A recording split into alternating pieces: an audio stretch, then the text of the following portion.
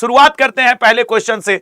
पहले वही 5 पॉलिटी के क्वेश्चन, और कल संडे है लेकिन सुबह में आपका 8 बजे क्लास है, ठीक है ना। एक को लिख रहा है सर आप एमटीएस के बैच में नहीं पढ़ा रहे हैं।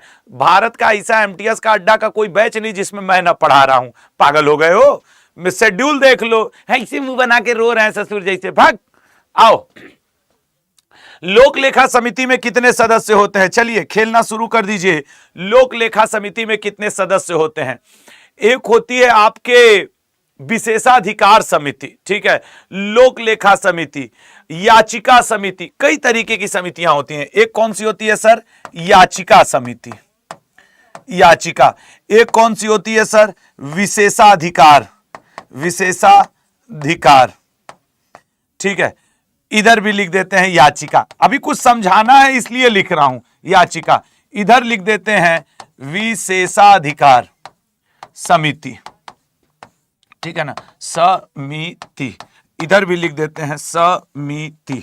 अच्छा, वो क्यों लिखा हूं मैं समझा रहा हूं। एक्चुअली मैं आपको कहना चाहता हूं कि ये जो आपके 10 हैं, 10 सदस्य याचिका समिति और विशेषाधिकार समिति में होते हैं राज्यसभा में, और 10 ही सदस्य होते हैं आपके कहा याचिका समिति में राज्यसभा के। पॉइंट समझना, यहां पे लिखना पड़ेगा आपके विशेषाधिकार, तो यहां लिख देता हूं याचिका। 15 सदस्य याचिका समिति में कहां से होते हैं सर? 15 सदस्य, 15 सदस्य होते हैं विशेषाधिकार में, और यहां पे लोकसभा से। मतलब सर आप कहना क्या चाहते हैं? मतलब मैं ये कहना चाहता हूं, एक होती है विशेषाधिकार समिति और एक होती है याचिका समिति। विशेषाधिकार समिति में टोटल 25 सदस्य होते हैं, जिनमें 15 लोकसभा से और 10 आपके राज्यसभा से। मैं ये कहना चाह रहा हूं। याचिका समिति में भी टोटल 25 सदस्य होते हैं, जिनमें 15 लोकसभा से और 10 राज्यसभा से। मैं ये कहना चाह रहा हूं, अब समझे? अब क्लियर हुआ? चलो इसको मिटा देते हैं। तो अब क्लियर हो गया कि मैं कहना क्या चाह रहा था तुम लोगों को, कि मैं कहना क्या चाह रहा था। अब शायद आपको क्लियर हो गया होगा, तो इसको भी मिटा दो। हाँ, अब क्लियर है। अच्छा सर, जो क्वेश्चन है वो तो बताइए। देखो लल्ला, प्राक्कलन समिति या जिसे आप कहते हो एस्टीमेट कमेटी, प्राक्कलन, ठीक है ना, प्राक्कलन समिति या इसी को एस्टीमेट कमेटी कहा जाता है। इसमें 30 सदस्य होते हैं और 30 के 30 लोकसभा से होते हैं। आपका जो क्वेश्चन है उसका राइट आंसर क्या बनेगा सर? उसका राइट आंसर बन जाएगा 22, और इस 22 में 15 होते हैं लोकसभा से और 7 होते हैं राज्यसभा से। अब ये क्वेश्चन आपको पढ़ाना इसलिए जरूरी है क्योंकि बेहद कई बार लोक लेखा समिति का गठन 1921 ईस्वी में हुआ था। यह भी आपके पेपर में पूछ चुका है। लोक लेखा समिति का गठन कब हुआ था? 1921 में। ये याद रखिएगा, याद रखना, आपके पेपर में यही 4 समितियां पूछता है। Right answer C. अगले पे आएंगे सर। अगला क्वेश्चन क्या है? अरे यार, अगला क्वेश्चन आजा भाई। हाँ, भारत के प्रथम राज्यपाल जिन्हें बर्खास्त किया गया। जैसा कि आप जानते हैं, बहुत सारे महाभियोग के द्वारा राष्ट्रपति को उसके पद से हटाया जाता है। ठीक उसी तरीके से भारत के ऐसे राज्यपाल जिनको उनके पद से हटाया गया, तो सर लाल बहादुर शास्त्री तो कभी राज्यपाल रहे ही नहीं। ये तो रेलवे मिनिस्टर थे और अपने पद से इस्तीफा देने वाले पहले रेलवे मंत्री थे एक्सीडेंट की वजह से। रघुकुल तिलक सर ये राजस्थान के राज्यपाल थे और इन्होंने भी अपने पद से इनको भी बर्खास्त किया गया था। लेकिन पहले हुआ करते थे प्रभुदास पटवारी जी। प्रभुदास पटवारी तमिलनाडु के राज्यपाल हुआ करते थे और ये भारत के पहले राज्यपाल हैं जिन्हें उनके पद से जबरदस्ती हटाया गया था। सरोजनी नायडू उत्तर प्रदेश की, या यूं कह लें पूरे भारत में पहली महिला राज्यपाल थी। और किस राज्य की? उत्तर प्रदेश की। सरोजनी नायडू का एक स्टेटमेंट आपके पेपर में आता है। किसने कहा था कि राज्यपाल सोने के पिंजड़े में कैद एक चिड़िया के समान है? तो याद रखना, सरोजनी नायडू जी का यह स्टेटमेंट है कि राज्यपाल सोने की चिड़िया, मतलब सोने के पिंजड़े में कैद एक चिड़िया के समान है। Right answer D. अगले पे आएंगे। निम्न में से कहां 4 स्तरीय पंचायती राज है? सर देखिए, वैसे तो ऑलमोस्ट भारत में बलवंत राय मेहता को दिया गया, बलवंत राय मेहता का दिया गया 3 स्तरीय पंचायती राज लागू है। लेकिन अलग अलग राज्य में अलग अलग पंचायती राज भी चलता है, जैसे कि त्रिपुरा, मणिपुर, केरल और सिक्किम।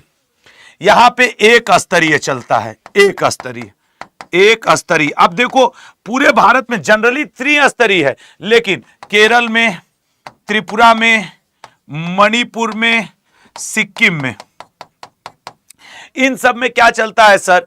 एक स्तरीय। मध्य प्रदेश हुआ, जैसे कि मध्य प्रदेश, हरियाणा आपके और उड़ीसा, असम, ये जो है यहां पे दो स्तरीय। कौन कौन सर? मध्य प्रदेश, उड़ीसा, हरियाणा और असम, यहां पे दो स्तरीय। उत्तर प्रदेश में सर त्रिस्तरीय, ठीक है ना, 3 स्तरीय पंचायत। और पश्चिम बंगाल में अब त्रिस्तरीय बिहार में, महाराष्ट्र में, आंध्र प्रदेश में, हिमाचल प्रदेश में। देखो बिहार में, आंध्र प्रदेश में, हिमाचल प्रदेश में, महाराष्ट्र में त्रिस्तरीय। अब आप सोच रहे होगे सर इतना क्यों आप लिख रहे हो? कारण है लल्ला, ये आपसे पूछता है। हम लोग जब पंचायती राज पढ़ते हैं तो हम लोग बलवंत राय मेहता जी का बस ये त्रिस्तरीय पंचायती राज पढ़ते हैं, जबकि भारत के अलग अलग राज्यों में आप देखिए किस किस लेवल का पंचायती राज है, ठीक है ना, किस किस लेवल का। चतुर्थ स्तर का पंचायती राज भी ये है। चौथे स्तर के पंचायती राज के बारे में जी.वी.के. राव समिति ने इसके बारे में अनुशंसा किया था, और पश्चिम बंगाल में है वो, ठीक है ना, जी.वी.के. राव समिति, लक्ष्मीमल सिंघवी समिति और आपके अशोक मेहता समिति, बलवंत राय मेहता, ये लोग पंचायती राज से रिलेटेड समितियों के नाम हैं।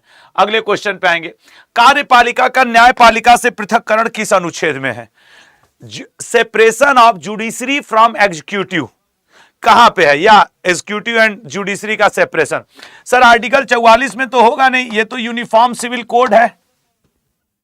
सर आर्टिकल 39 में तो समान कार्य के लिए समान वेतन की बात की गई है कि महिला हो या पुरुष अगर समान कार्य करेंगे तो उनको क्या मिलेगा? समान वेतन मिलेगा, ये भी आपको पता है। आर्टिकल 41 में कृषि, एग्रीकल्चर एवं पशुपालन संगठन मतलब एनिमल हस्बेंड्री की बात है। पशुपालन संगठन, कृषि एवं पशुपालन संगठन या एनिमल हस्बेंड्री, आर्टिकल 50 सही है, आर्टिकल 50। तो आर्टिकल 48 में कृषि एवं पशु, और ये बड़े इंपॉर्टेंट आर्टिकल्स हैं। अगर आपको ये सारे आर्टिकल ध्यान है तो 1 नंबर अक्सर मिलता है पेपर में डीपीएसपी वाले सेक्शन से। अगले क्वेश्चन पे आएंगे। कोफेस्पा किस वर्ष भारत सरकार द्वारा लगाया गया? भारत में कई प्रकार के कानून हैं, जैसे टाडा, पोटा, कोफेस्पा, अफस्पा, ये सब कई प्रकार के। कोफेस्पा के बारे में मतलब कि विदेशी मुद्रा संस्थान और तस्करी नियामक अधिकरण, ठीक है ना, ये है विदेशी मुद्रा संस्थान, ठीक है, और तस्करी नियामक ट्रिब्यूनल है आपके कोफेस्पा। इसकी जो अगर बात की जाए कि सर ये कब लगाया गया, ये इंट्रोड्यूस हुआ था 1974 में। आप लोगों ने रासुका का नाम सुना है? राष्ट्रीय सुरक्षा कानून, रासुका भारत में इंट्रोड्यूस हुआ था 1980 में। आपने टाडा और पोटा का नाम सुना है जो आतंकवाद निरोधक हैं, जैसे पोटा 2002 में, ये सब आतंकवाद निरोधक कानून है। आपने टाडा सुना? 1995 में लागू हुआ था, 1985 यहां पे टाडा आया था। टाडा का कई बार पूछता है ये समाप्त कब हुआ? 1995 में ये समाप्त भी हो गया था। यही 4 ऐसे कानून हैं जो आपसे कई बार पूछता है कि भैया ये कब शुरू हुए, कब समाप्त हुए। तो आप लोगों ने, कई लोगों ने नाम सुना होगा कि सर टाडा, पोटा, रासुका, राकुका मैंने लिख दिया, क्षमा करिएगा, रासुका राष्ट्रीय सुरक्षा कानून। अब चूंकि टाडा का पूछा है कि यह समाप्त कब हुआ, इसलिए मैंने आपके लिए लिख दिया कि 1995 में समाप्त हुआ। अगले पे आएंगे तो हम लोग 5 क्वेश्चन किसके कर लिए मेरे लल्ला? 5 क्वेश्चन हम लोग कर लिए जियोपॉलिटी के। अब जियोग्राफी पे आ जाएं, देखें कि हम लोग जियोग्राफी में क्या बेहतर और क्या अच्छा कर सकते हैं, बताइएगा। वहां से ले लो, ठीक है। जियोग्राफी में हम लोग क्या बेहतर और क्या अच्छा कर सकते हैं वो अब हम लोग सोच सकते हैं। ठीक है, उठा लो। जियोग्राफी यार आज सुबह ना मैंने 10 मिनट सो इसलिए नहीं किया क्योंकि सैटरडे था और मुझे कल सुबह आपकी 8 बजे क्लास है। एक बात सब लोग याद रखना, कल सुबह, कल संडे है ये आप सबको पता है, लेकिन अब चूंकि कल सुबह 8 AM क्लास होगी, इवन शाम भी क्लास होगी, ठीक है ना, 8 AM क्लास होगी। और कल तो सुबह 8 बजे मैं 250 क्वेश्चन आपको पढ़ाऊंगा। कल क्या तारीख हो जाएगा, 6 जुलाई, ठीक है ना। तो संडे सुबह भी क्लास होगी और 7 PM भी क्लास होगी।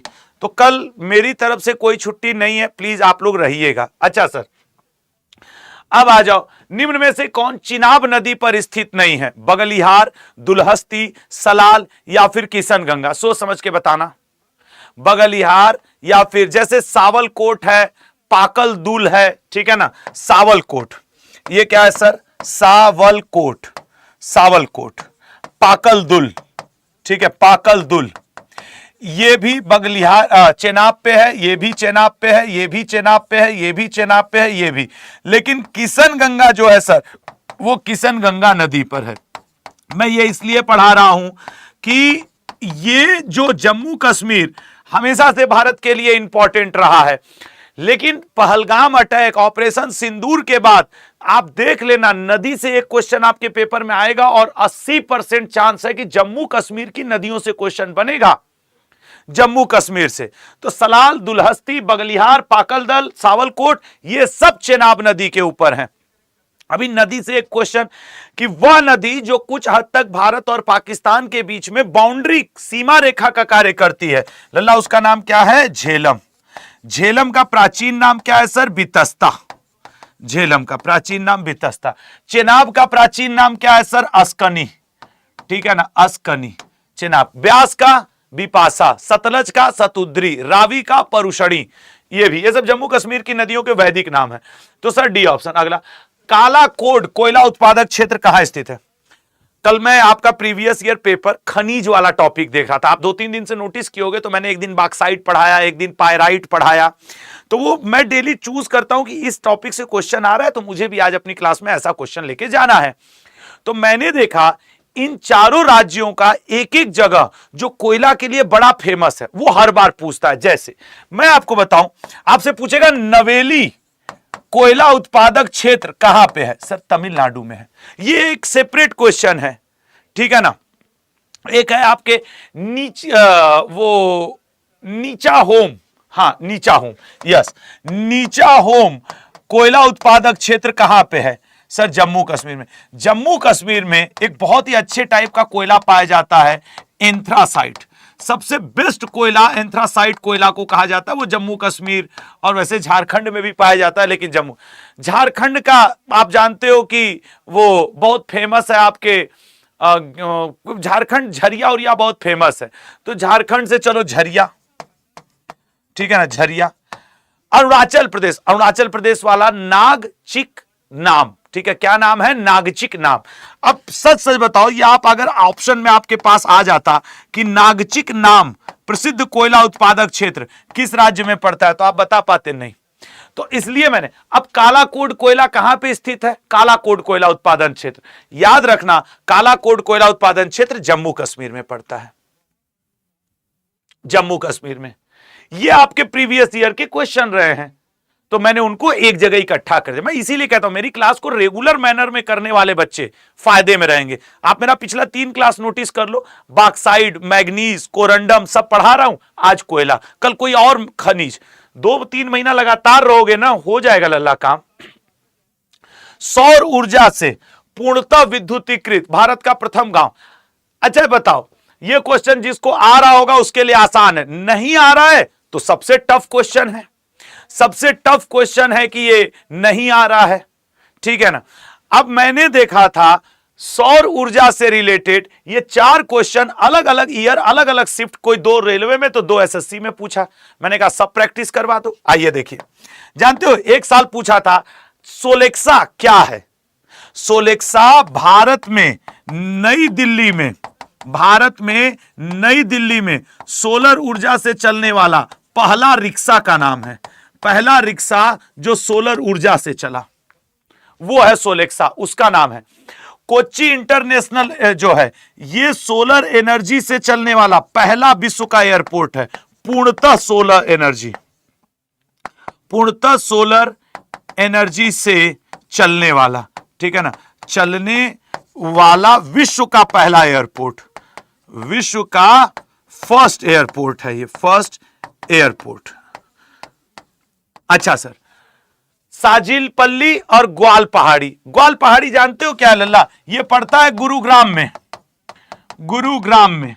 और यहां पे क्या है सर, इंटरनेशनल सोलर अलायंस का हेडक्वार्टर है ये, इंटरनेशनल सोलर अलायंस का हेडक्वार्टर है ये। साजिलीपल्ली ये पहला गांव है, ये पड़ता है लल्ला कहां पे? आंध्र प्रदेश में। ये भारत का पहला पूर्णतः विद्युतीकृत सोलर एनर्जी से गांव है, ठीक है ना। तो ये मैं इस तरीके से आपके ऑप्शन भी सेट करता हूं कि अगर सोलर से कितने क्वेश्चन आपके पेपर में है, सबकी इंफॉर्मेशन लो, कुछ एक्स्ट्रा इंफॉर्मेशन लो, अगले क्वेश्चन। तो इसका राइट आंसर क्या हो जाएगा? साजिलपल्ली आंध्र प्रदेश का सौर ऊर्जा से पूर्णतः विद्युतीकृत भारत का प्रथम गांव है। जौनसारी किस राज्य की जनजाति? ये तो बना दोगे यार। एक मुझे बड़ा अच्छा लगा, यहां पे जैसे संथाल, हो, उरांव, ये सब तो सर उड़ीसा में है, ठीक है ना। कौन कौन सर? ये इसी संथाल जनजाति से महामहिम राष्ट्रपति जी हैं, हो, उरांव, ये सब ये हमारे भारत की गौरव जनजातियां कहां से हैं? उड़ीसा से हैं। बहुरूपा और लबांडा, आंध्र प्रदेश से पिछली बार एमटीएस में लबांडा खूब पूछा था, और एक अब इस बार याद रखना बहुरूपा। मैं देखो करेंट अफेयर पढ़ाता हूं ना, तो ये करेंट अफेयर का बहुत अच्छा सा बहुरूपा इस समय आंध्र प्रदेश में चर्चा में है। उत्तराखंड से ही है आपका जौनसारी। तमिलनाडु से आप टोडा पढ़ते ही हो, एक और मेरी तरफ से पढ़ लो बड़गा, ठीक है ना। हालांकि अक्सर टोडा ही पूछता है, लेकिन बड़गा भी आपको ध्यान होना चाहिए, ठीक है ना। क्या ध्यान होना चाहिए? बड़गा, ये ठीक है। तो इसका सी ऑप्शन सही है सर, सी ऑप्शन। उत्तराखंड में भोटिया भी होते हैं, जौनसारी भी हैं। अगला, अजमेर किस नदी के किनारे स्थित है? मैंने कल भी 4 ऐसी नदियों और शहरों का नाम लाया था जो थोड़ा सा हट क्योंकि ना ये लखनऊ, प्रयागराज, मूसी नदी, हैदराबाद, ये सब आपको रटा रहता है, तो मैं जानबूझ करके वो लेके आता हूं जो शायद आपको न ध्यान हो, वो एक आपका अच्छा प्रैक्टिस हो जाएगा। बताओ जरा, अजमेर सर कावेरी नदी के किनारे तो होगा नहीं, इसके किनारे है